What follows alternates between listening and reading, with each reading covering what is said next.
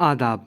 मेरा नाम फ़ज़ल है और आज मजलिस रियाज़ी में जिस मौजू का हम सद्देबाप करेंगे वो है यूनिट 1.9। अब जिस तरीके से बग़ैर पापे के चाय का तसव्वुर ही नहीं तो मैथ्स बग़ैर रिकैप के कैसे हो सकती है। तो आज का क्वेश्चन एलसीएम से रिलेटेड है। आपने बताना है एलसीएम ऑफ 11, 33 एंड 55। ठीक है। अब जिस तरीके से स्टूडेंट्स थोड़े से बड़े होते हैं तो उनके दिमाग में ये आम तौर पे सवाल ज़रूर आता है कि हमने जो इतने सारे मैथ्स के कॉन्सेप्ट्स पढ़े हैं ये ज़िंदगी में कहाँ अप्लाई होंगे। तो आज मैं उनको बताऊंगा कि कॉन्सेप्ट्स कहाँ कहाँ अप्लाई होंगे। सबसे पहला कॉन्सेप्ट है हायर परचेज़ यानी इंस्टॉलमेंट्स, जिसको उर्दू में किस्तें भी कह सकते हैं। अब आपने इसके हवाले से सिर्फ 3 बातें आपको पता होनी चाहिए: डिपॉजिट, टाइम पीरियड और इंटरेस्ट रेट। डिपॉजिट जैसे कि यहाँ पे वो अमाउंट है जो आपने पहले से देनी है, यहाँ पे 15% है। टाइम पीरियड 24 मंथ्स बताया हुआ है कि इसके अंदर आपने डिवाइड करते हुए देनी है। और इंटरेस्ट रेट है एडिशनल मनी जो आपने देनी होगी। सबसे पहले यहाँ डिपॉजिट निकाल लिया, उसके बाद यहाँ पर इंटरेस्ट हटाया, इंटरेस्ट ऐड किया और फिर उसको 24 मंथ्स में डिवाइड करके आंसर निकाल दिया। दूसरा कॉन्सेप्ट है सिंपल इंटरेस्ट यानी सूद।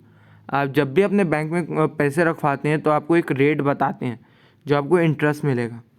अब इस तरीके से और एक टाइम पीरियड होता है। तो इस सिंपल फॉर्मूले से आप अपने किसी भी अमाउंट पे सिंपल इंटरेस्ट निकाल सकते हैं। इसके बाद कॉन्सेप्ट आता है कंपाउंड इंटरेस्ट। अब आपने घबराना नहीं है कि सिंपल इंटरेस्ट भी है, कंपाउंड, और कितने सारे तरीके के हैं। तो इनके अंदर बुनियादी ये फ़र्क है, कंपाउंड इंटरेस्ट में आपको अपनी जो प्रिंसिपल अमाउंट है यानी जो आपने इन्वेस्टमेंट रखी है उसके अलावा जो आपको इंटरेस्ट मिला है, ठीक है, तो अगली बार वो भी ऐड हो जाएगा प्रिंसिपल अमाउंट में और इंटरेस्ट पे इंटरेस्ट मिलेगा। तो ये कंपाउंड इंटरेस्ट होता है।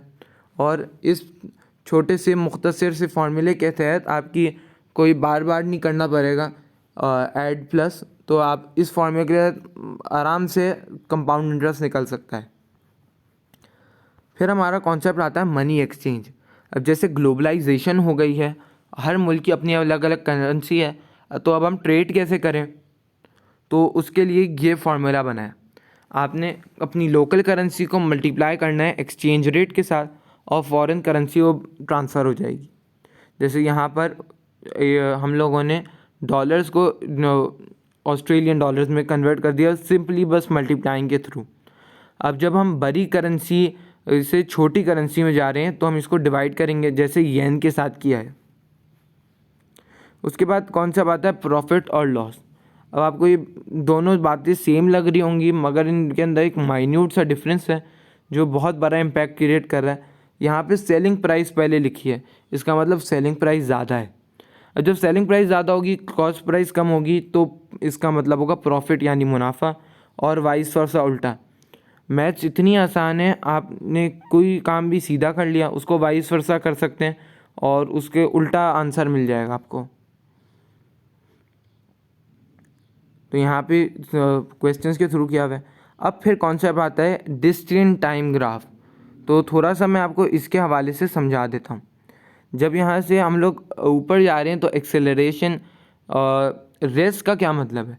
रेस का ये मतलब है कि डिस्टेंस जो है ना वो कोई चेंज नहीं हो रहा, फ्लक्चुएट नहीं हो रहा, मगर टाइम बढ़ रहा है। मतलब आप बैठे हुए हैं, आप गाड़ी आगे नहीं बढ़ रही, तो रेस्ट पीरियड यानी ज़ीरो।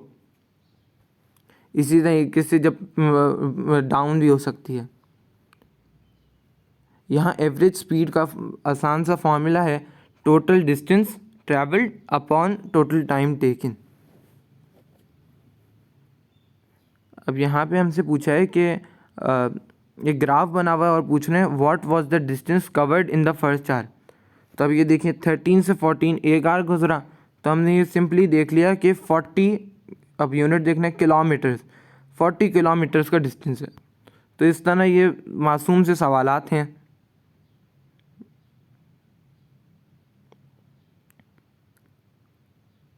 अब आपको कुछ मैं थोड़ी सी और चंद मुन्नी मुन्नी बातें बता देता हूँ।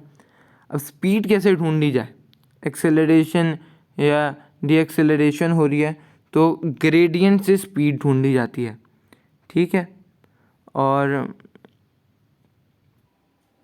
उसके अलावा आखिरी कॉन्सेप्ट हमारा आज के लिए ये है कि जो जो लेंथ नीचे है उसका एरिया भी निकाला जा सकता है। अब इस तरीके से हमारा मुख्तसर सा ये टॉपिक यहाँ पे मुकम्मल हो गया है।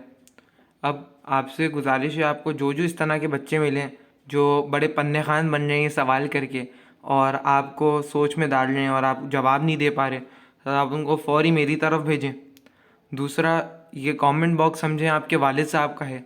जो जो सवालात आ रहे हैं आप इसको अच्छा भर के रख दें, ठीक है। उसके अलावा तीसरी बात यह है, हम आज से एक नया नारा शुरू कर रहे हैं। मैथ से डरना नहीं, मैथ को डराना है और ए स्टार ला के दिखाना है। तो इसी तरह ये कॉन्सेप्ट्स को आप अप्लाई करते रहें, प्रैक्टिस करते रहें, तो अगर अल्लाह ताला ने चाहा तो ए स्टार ज़रूर आएगा। बहुत बहुत शुक्रिया।